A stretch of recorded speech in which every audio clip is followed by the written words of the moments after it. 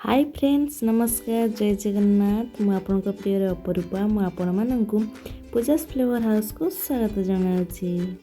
आज मु आपण मानक पई गोटे नुआ रेसिपी नहीं आसी।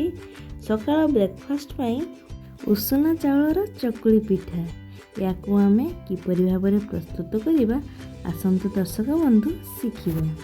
प्रथमे आमे उषुना चाउल को 7 रु 8 घंटा पई बतुरी किबा पई छाड़ देबा। मोर 7 रु 8 घंटा मोर बतुरी जाइछि चाउल। वर्तमान ताको आमे भल भाबरे धोई परिष्कार करी आमे ग्राइंडर जार रे ताको बाटी नबा। पानी दे किना आमे फाइन पेस्ट करी नबा। देखंतु केते सुंदर चाउलटी बाटी होई जाइछि। तापर आमे चूना बटा को गोटे पात्र रे आमे काढी नबा। तापर आमे चूना बटा रे स्वाद अनुसार लूण पकई पानी देकी भल भाव गोले नबा। आमे चकुड़ी करबा सेति पई टिके आमे बैटर टिकु पतला करबा। एई परि भाव भल भाव आमे गोले नबा।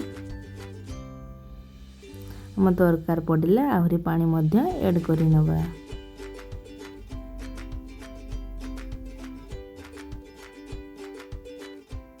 एथिरे मु आउ अल्प पानी ऐड करि नेछि। तापरे आमे ताकू भल भावरे गोळे नबा। एई परि भावरे हाथ माध्यमरे आमे गोळे नबा।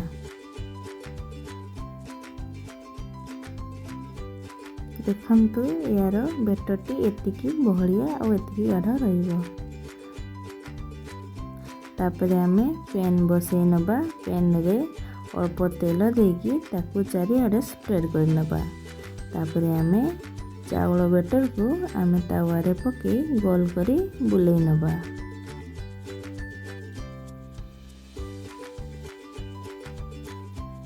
तापरे किछि समय जीवा परे ताकू आमे अलटेई नबा। वर्तमान पिठाटी होई आछि। ताकू आमे प्लेट को काढी नबा। तापरे चूना को पुणी आमे सेम प्रोसेस रे आमे तावा रे चूना को ढाली नबा। तापरे आमे टिके समय हल्का टाण होई आसला परे तापरे आमे याकू अलटेई नबा। एई परि भावरे सेम प्रोसेस रे आमे सब चकुड़ी गुडी को बनेई नबा।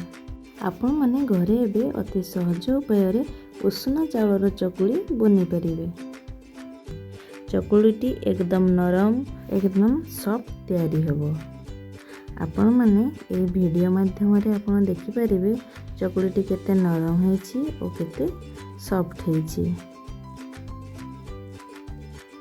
आपण मानक जदि मोर उषुना चाउलर चकुलीटी भल लागि थाई तेबे आपण माने घरे थरे निहाती ट्राई करिवे और मते कमेंट माध्यम रे जणाइबे रेसिपीटी केमिति होइतिला और केमिति टेस्ट होइतिला।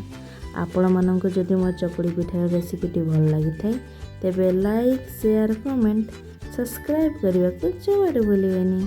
जय जगन्नाथ।